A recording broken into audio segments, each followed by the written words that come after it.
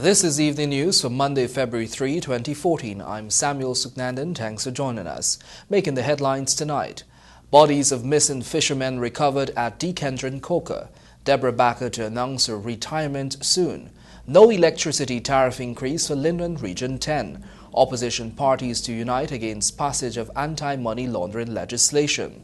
Man remanded for policeman's murder. And Charlestown teen charged with Pegasus taxi driver's murder. And now for the news in detail.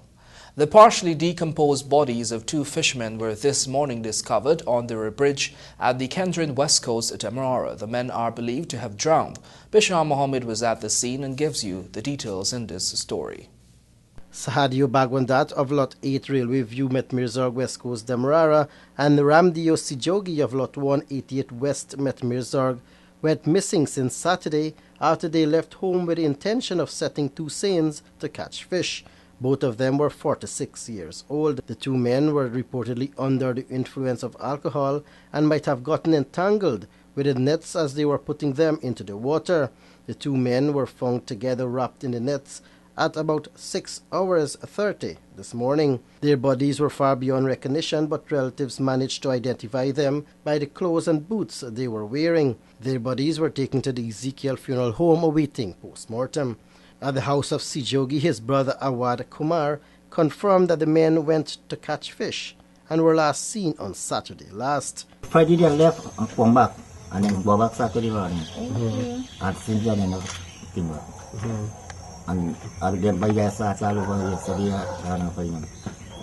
and this morning they go back again and see them again. He also stated that his brother might have been drinking earlier in the day and then left to set his seines. On the other hand, Diane Bagwadat, wife of Sahadio, explained that after her husband did not return home on Saturday evening, they started to look for him, but to no avail. Friday afternoon, we went to set seine, and Saturday morning we went to pick up the seine. He and the boy went today, all of them got together. And since Saturday morning, they didn't come back. And yesterday, whole day, I look for you. We just drink, right? So Saturday, I don't really look wrong because normally when you catch fish, you just drink. I just sell fish and drink. And Saturday, we look wrong. Yesterday, we look wrong, and my son and a couple of people look wrong for you.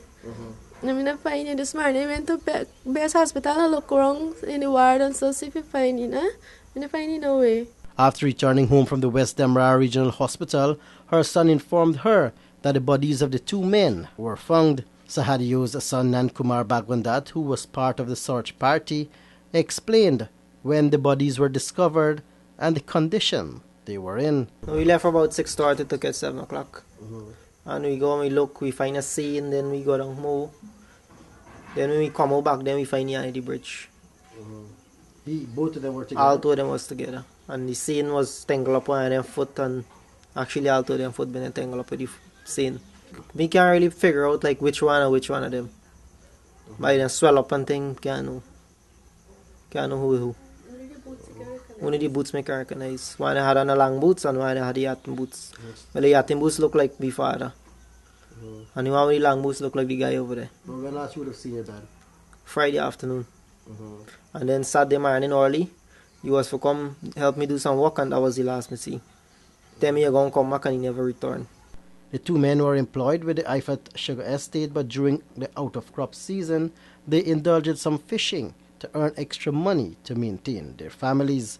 Bishar Mohammed, The Evening News. A Partnership for National Unity has disclosed that it is looking to replace Member of Parliament Deborah Backer, who is expected to retire because of her illness. The details in this report. Leader of the Partnership for National Unity, David Granger, said the party is looking for a replacement for Deputy Speaker and frontbencher Deborah Backer. While Granger did not state that Backer has resigned, he noted that she's expected to make an announcement soon, and so the party is taking measures in the event of her resignation. Well, we are receiving advice, and we'll look at a list of persons who would be recommended, and try to select a person who is likely to advance the interests of a Partnership for National Unity. There have been reports of medical doctor Karen Cummings as one of the several persons being considered to replace Backer. While asked by this newscast to confirm this, Granger maintained that the party is looking at several persons. We did have an approach at the outset, and gender is one, qualification is another. We're looking for people from different geographical areas. We don't want everybody coming from the urban area. We're looking at different factors, but certainly gender is one. As I said, qualification is one, and of course, geographical area, and of course the age of the person. All of these things have to be borne in mind. And we have a list of criteria, and we're looking at several persons, not one. Baca took ill last year and was hospitalized for several weeks at a local institution. She was then taken overseas for further treatment. Opposition leader David Granger described the recent court ruling of Chief Justice Ian Chang as perilous, adding that it could prove unhealthy for the future of the National Assembly as far as making inputs into budgets are concerned. The details in this report. The opposition leader told his newscast today that the case needs to be taken further because it is a very unsatisfactory situation. Granger said although the opposition, which is part of the National Assembly that cut the budget in the first place, the leader of the opposition was removed from the case. He said the Chief Justice proceeded to give judgment on a matter when in fact one of his earlier judgments had not yet been determined by the appeal. Thirdly, what has happened is that a strange situation will arise in the National Assembly because the Speaker of the National Assembly is obliged to put certain questions to the National Assembly. And I can't imagine how the debate will proceed if those questions are not put. Granger said that the National Assembly is in a very difficult situation. He noted that at the end of the debate, the appropriation bill will have to be brought to the National Assembly for approval or disapproval. He noted that the matter is a very contentious one and must be addressed once and for all. I think that the judgment by Justice Chang has created more problems than it has solved. And we need to decide how we're going to go forward, because if the opposition is not satisfied with a particular measure that is brought before, it has the option of disapproving that measure. Following the ruling by Chief Justice Ian Chang that the political opposition can only approve or disapprove sections of the budget, the Speaker of the National Assembly, Raphael Trotman, has since warned that this decision is an interpretation that would have far-reaching effects throughout the Commonwealth parliamentary systems and procedures. The 2014 budget has to be read and approved by the end of April of this year. For the Evening News, I'm Samuel Suknandan.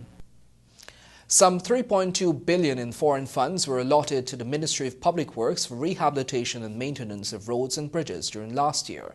According to the head of the Work Services Group, of the amount allotted, only 40% was disbursed by the ministry. According to Work Services Group, funds were also received from international lending agencies for works to be done on studies, construction, rehabilitation, and maintenance of bridges and roads infrastructure. During last year, 4 loans and 4 technical cooperation operations were funded by the Inter-American Development Bank, IDB. Meanwhile, the Caribbean Development Bank, CDB, is funding the completion of the 3rd set of road rehabilitation projects at East Bank and West Coast, Demerara. WSG disclosed that a number of road projects were completed last year, while some have rolled over to this year. The WSG also stated that a number of the projects experienced shortfalls as a result of rains and shortage of building materials. The ministry completed a total length of 87,654 roads from regions 1 to 6. In addition, works were done on a total number of 9 bridges and 10 culverts. Meanwhile, construction works on the 4-lane highway projects for the East Bank and East Coast are moving apace. More details in this report. At the Ministry's annual review for the year 2013, head of the Work Services Group, Jeffrey Vaughan, said that the 2 major road projects should be completed by the end of this year. Vaughan said that the deadline for the completion of the East Coast Highway was shifted because of several issues encountered. He noted that the 2 lots are 70% complete. Lot 1 contract at first would have been terminated, and we now have Dipcon basically doing Lot 1 and Lot 2. Dipcon at this present moment with the 2 lots is approximately 70% completed. You know, we had some hiccups also in Lot 2 with BM Salt in terms of the reserve. We had that resolved. They're now going back actually to start work in those areas. And in Lot 1, presently, they are wrapping up now at, that's close to Montrose area, just as soon as you pass there. They're trying to get that area sorted. And we will be moving along. So the project basically in terms of the Lot 1 right up to Lot 5, the date of completion is June. The 4-lane expansion will end at Annandale on the east coast, while there will be an upgrade on the 2-lane road thereon to Belfield.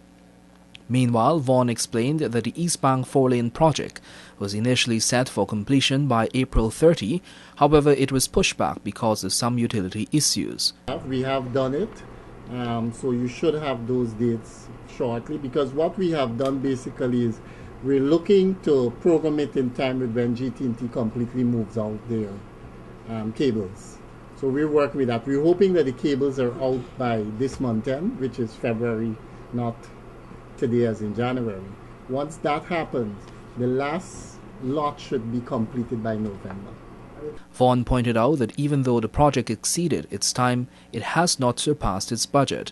According to Vaughan, Lot 1 of the project is 31% complete, while Lot 2 is 37% complete. However, Lot 3 is only 27% complete, since the construction of the high bridge at Diamond is yet to commence. Works on the two roads commenced in 2012. For the Evening News, I'm Samuel Suknandon. 18-year-old Lorenzo Ford of Charlestown was charged with the murder of Pegasus taxi driver Rabindranath Jibu today when he appeared before Chief Magistrate Priyasunaran Bahari. He was not required to plead to the indictable charge, which alleged that he committed the act between December 27 and 28 last year. The man had left his home in Camberville for work but never returned. His body was found in a garbage heap in South Rheinveld. Police prosecutor Michael Grant told the court today that even after the man's death, his phone was stolen and in use. He said that the police traced the calls being made to the accused, who later confessed in the presence of his aunt. He is to return to court on February 19, 2014, after being remanded. Join us after these messages for more of the Evening News.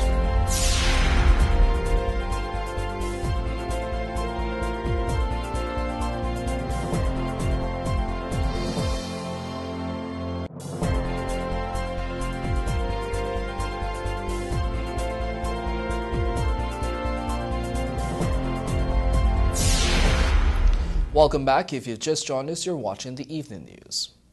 There will be no electricity tariff increase in Linden Region 10. In fact, the government of Ghana in its 2014 national and regional budget has set aside $3.2 billion for the region's electrification program. Svetlana Marshall brings us the details. The government of Ghana is expected to give Linden $2.9 billion to subsidize the cost of electricity, while $300 million has been set aside for Kukwana Utilities Incorporated. Prime Minister Samuel Hanks made this disclosure today, explaining that the $3.2 billion has been incorporated in the 2014 national budget. He made it clear that there will be no increase in electricity tariffs for the people of Linden and by extension Region 10. Prime Minister Hanks said subsidies for the mining tongue this year is in keeping with the August 21-2012 agreement between the government of Ghana and the Region 10 Regional Democratic Council. The parties have agreed to freeze electricity tariffs in Linden until the Linden Technical Committee completes its work. However, to date, the government and the region have failed to select a chairperson to head the technical committee, a move that will allow the committee to investigate whether Lindeners are financially capable of paying an increase. In 2012, Prime Minister Hanks announced that Linden would have experienced a hike in electricity tariffs from July 1. He had explained that the increase would have been done through a process of gradualism and selectivity, but Lindeners objected to the increase. The announcement sparked a series of protests. By July 18, it evolved into a series of unrests with the death of 3 Lindeners. After more than a month of unrest, the government and the region entered into the August agreement. The October sessions of the Berbice Criminal Assizes officially closed today. At the ceremonial closing of the session, 37 prisoners are set to be awaiting trial at New Amsterdam Prison. Presenting the goal, delivering Assistant Superintendent of Prison Evelyn Crandon told Justice Diane Insinali that In the New Amsterdam prison, all male prisoners listed as are requesting early trials. There are 33 inmates listed for murder, while one each for escape from lawful custody, sexual penetration, possession of firearm without license, and unlawful and malicious wounding. Crandon told the court 6 inmates are requesting to plea. They are Omar Bacchus, Narvin Sugrim, Jason McKenzie, Rakash Janak, each of whom face a murder indictment, while Mahindra Dudnot has been committed to stand trial for escaping from lawful custody, and David Andrews faces a possession of firearm without license indictment. Just a few weeks after a love triangle ended in the death of police constable Quincy Wright, Steve Richard Bacchus appeared in the Georgetown Magistrates Court charged with murder and 2 other charges. More in this report. Steve Richard Bacchus, who is accused of murdering police constable Quincy Wright, today appeared in the Georgetown Magistrates Court before Magistrate Priya Sinarayan Bihari, charged with that crime and 2 others that were committed on a separate occasion. He was not required to plead to the charge of murder, which alleged that on January 24 at Gaihak Park, he killed police constable Quincy Wright. The accused was also not required to plead to the other 2 charges, which allege that on January 23 at Sophia he discharged a loaded firearm at Mortimer Maynard with the intention of killing him. The 3rd charge alleged that he stole from Mortimer Maynard 1.38 Taurus revolver and 6 live .38 rounds collectively valued at $106,000. The 22-year-old man stood calmly as the charges were read to him. At one point, he told the court that he was represented by attorney-at-law Britton. Britton was, however, not present in court. Magistrate Bihari then instructed him to ensure his attorney is present at his upcoming court date. Wright, a 28-year-old of Zeskindran, Maikoni, was killed on January 24 at his girlfriend's home. Reports had indicated that Bacchus had murdered the police officer after he went to his lover's home and found the 2 in a compromising position. A scuffle had ensued, which ended with the death of Wright. Subsequent to a manhunt, the man surrendered to the police officers at the Sparendam police station on January 31. For the evening news, Natasha Aziz. Berbice is expected to have its first branch of Citizens Bank by July. This is as the conglomerate of banks DIH Limited seeks to invest more in Berbice. Speaking at the 19th annual shareholders meeting for Berbice Sunday in New Amsterdam, Banks DIH Limited Chairman Clifford Rees noted that the New Amsterdam Citizen Banks project came out of a request by Berbicians for them to have their own branch of the bank. The New Amsterdam branch is a replica of the Georgetown branch, which is currently being relocated. Speaking about the 5,000 square feet project at Main and Kent Streets, New Amsterdam, which started in October, Rees boasted that the July deadline could be met since all of the required materials for construction have already been shipped to Guyana. The opening of the new branch will provide job opportunities, which Rees hopes will be taken by Berbicians. It will have 8 tellers and 7 service representatives. 100 million Ghana dollars is to be spent on the construction of a hospital which will cater for patients in need of kidney dialysis and treatment. Natasha Aziz tells us more. A prominent businessman has committed $100 million for the construction of a new hospital which will seek to improve the quality of health care delivered in Guyana. The hospital will focus primarily on offering specialist dialysis care and treatment to patients from across the country. The announcement was made by the Dr. Budhimdra Dubey, president of the Dubey Medical Center located at Annandale, East Coast, Demerara, on Sunday evening at a charitable event. The completion of the multi-million-dollar hospital is expected within the next 18 to 24 months. The 3-storied complex is also expected to house a medical school, which the center currently facilitates. For the evening news, Natasha Aziz. Join us after these messages for more of the news.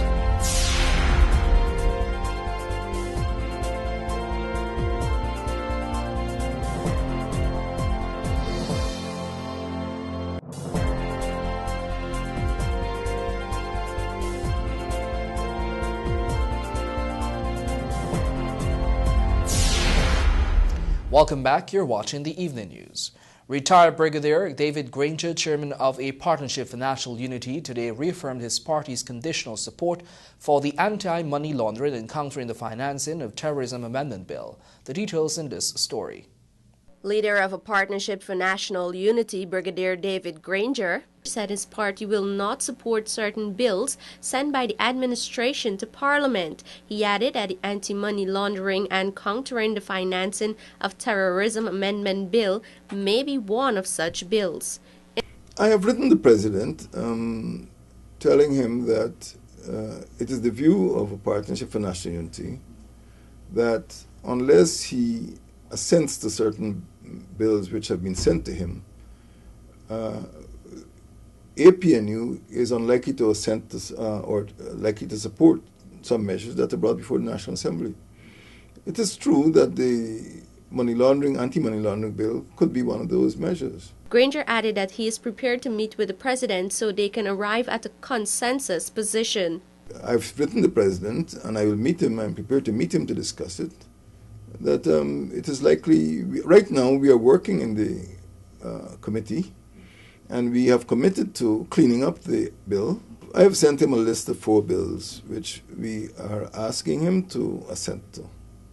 And the local government bill will be one of the 4. Meanwhile, Kemraj Ramjatan has also said his party will not be offering support to the Anti-Money Laundering and Countering the Financing of Terrorism Amendment Bill unless the government sets up and operationalizes a procurement commission. Attorney General and Legal Affairs Minister Anil Nandlal said based on the current state of affairs at a special select committee working on the Anti-Money Laundering Bill, it appears as though Guyana will be unable to meet its February deadline. Guyana is currently one of the most delinquent countries with regards to money laundering, according to a recent update of the CFATF website. Guyana was blacklisted in November last as a result of its failure to pass the anti-money laundering legislation in Parliament. The banking sector has since indicated to the President some of the challenges it now faces to conduct transactions that would have otherwise been rather simple. For the Evening News, Natasha Aziz. Those who attended the Inspiring Gospel Fest 2014 at the Guyana National Stadium on Saturday evening undoubtedly left the venue feeling anointed. Bishar Mohammed was there and filed this report. Guyana National Stadium on Saturday evening for the much-anticipated Gospel Fest 2014 and witnessed one of the greatest concerts of all times, with the dynamic performances from local, regional and international ministers of God. Practically everyone was out of their seats as the Word of God was being administered. The entire National Stadium was undoubtedly anointed by the ministers who put on an epic show. There were spectacular performances by Miriam Williams, Ryan Hoppy and others, but taking the crowd by storm was Sharon Malone, who released her album Unity as she performed Share Some Love.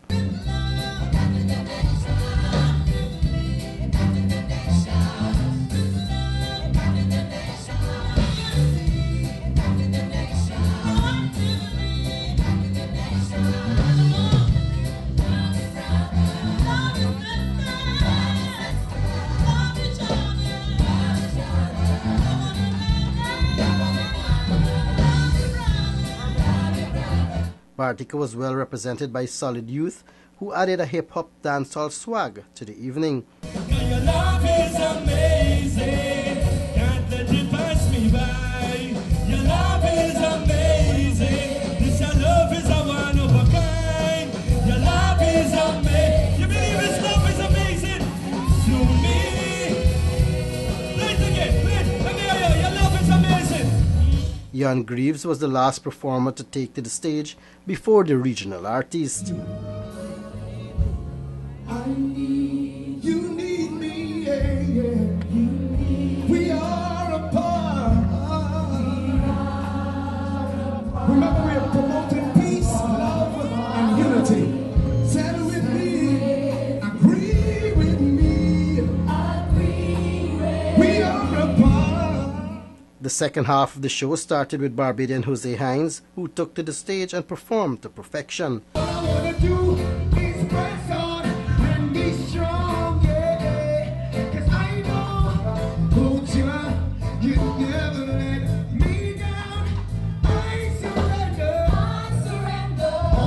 to you, all to you. 'Cause all my shackles and my chains, all my shackles and my chains, you took away. I'm gone. Hines made way for Jamaica's Junior Tucker, who continued from where he left off.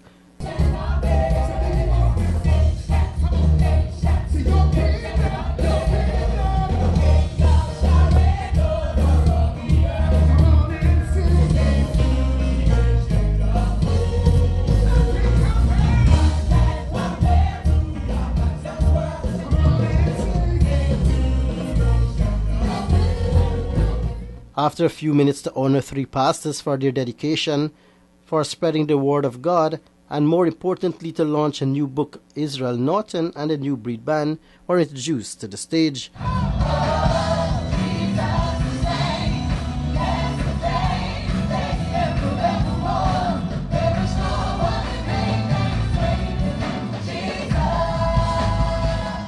From all indications, it was indeed a night of worship and giving thanks. Bisham Mohammed, The Evening News. The St. George's Cathedral was abuzz on Sunday when 4 members of the diocese were elevated to higher office. Ranfurly Brown, Archdeacon of the West Central Bahamas Archdeaconry, delivered the sermon to a packed congregation. It was an awe-inspiring moment for Reverend Paul Andrew Carto, who was installed as Dean of Georgetown and Rector of the St. George's Cathedral, the Venerable Terry Nathaniel Davis as Senior Archdeacon, Reverend Clifton Ashton Elias as Canon of the Stall of St. David, and Reverend Jerick Fitzgerald reside as Honorary Canon. President Donald Ramotar and his cabinet members, a Partnership for National Unity's David Granger and Alliance for Change's Nigel Hughes, along with a number of ambassadors, sat with church members and other invitees in the world's tallest wooden structure for the massive celebration. Join us after these messages for your sport news, sponsored by Macron.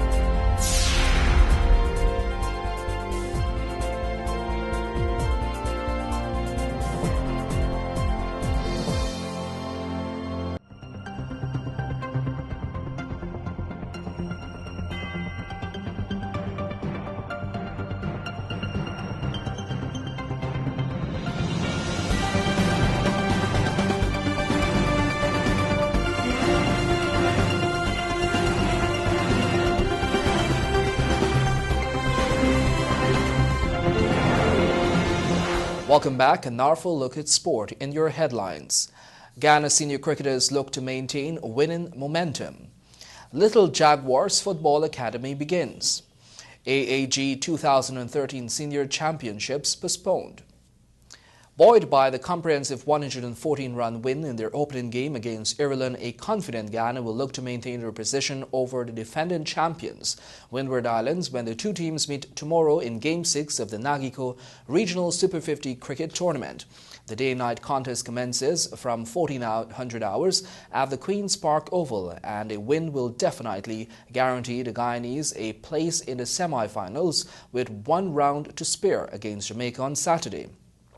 For Guyana, it will be an advantage of sorts, as Windward Islands are at the other end of the confidence spectrum after their 14-run defeat against Jamaica in their opening game. However, it is unlikely that the Ghana team management would tinker with the playing for at least this game unless they are forced to due to injury concerns. All eyes will again be on veteran Shivnarine Chandrapal, leg spinner Devendra Bishu and Ramnaresh Sarwan, as they all trying to prove themselves worthy of a West Indies ODI recall. Meanwhile, Jonathan Carter scored his maiden century in 50 overs cricket to steer Barbados to a 28-run victory over host Trinidad and Tobago in Game 4 on Sunday. Carter shared in 2 important partnerships for Barbados in reaching 269 for 8 of the reduced 45 overs before left-arm spinner Suleiman Ben 4 for 23 and pacer Jason Holder 2 for 23 restricted Trinidad and Tobago to 241 runs with 9 balls to spare. Kids under the age of 16 will have the opportunity to develop the football skills under the tutelage of current Golden Jaguar players, Tristan Joseph reports. FIFA agent Faisal Khan is looking to develop the game of football in Guyana after launching the Little Jaguars Football Academy on Saturday at the Georgetown Football Club ground. Khan, who will be aided by some of the national players on the Golden Jaguar team, outlined the main focus of the academy that will be for children between the ages of 8 and 15. For me, development is about growing the sport. So the main interest here is to grow the sport, regardless of what. You know, if you're a football fan, you're a football fan. Mills, a national striker for the Golden Jaguars, gave some insight to some of the things the children will be doing on a day-to-day basis. What we did this morning is we really start with a development program. We're doing the basic fundamentals, getting youth familiar with the game. You know, we just start with a little fun exercise. You know, get everybody to know each other's name, and then we run a few drills, and we're gonna close it off with another fun exercise. You know. So next week we're gonna start full. The academy will be on every Saturday from 1400 hours throughout the month of February, and parents are encouraged to bring their kids out to learn the game of football. The Athletics Association of Ghana, AAG, was forced to postpone their 2013 Senior Championships due to the inclement weather, which was scheduled for Sunday at the Enmore Community Centre ground. The meet, which was unable to come off last year due to the change in weather patterns, has to be held to fulfill the AAG's 2013 mandate, according to President of the AAG, Aubrey Hudson. Meanwhile, the new date for the meet will be on February 8 at the Enmore Community Centre ground. Remember, you can read about these and other stories in tomorrow's edition of the Ghana Times newspaper, which can be purchased from vendors across the country. When you're not reading our newspaper or watching TVG Channel 28, do remember to tune in to RGI on 89.3, 89.5 or 89.7 FM. Join us after these messages for your Bridge Reports.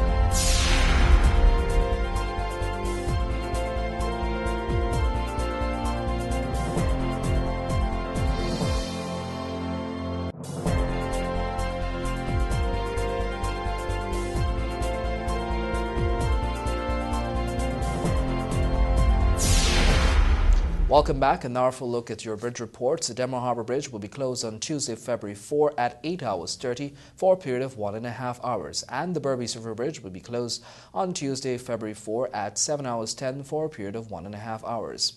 That's your Monday, February 3, 2014 edition of the Evening News. I'm Samuel Sugnandan. Thanks for joining us.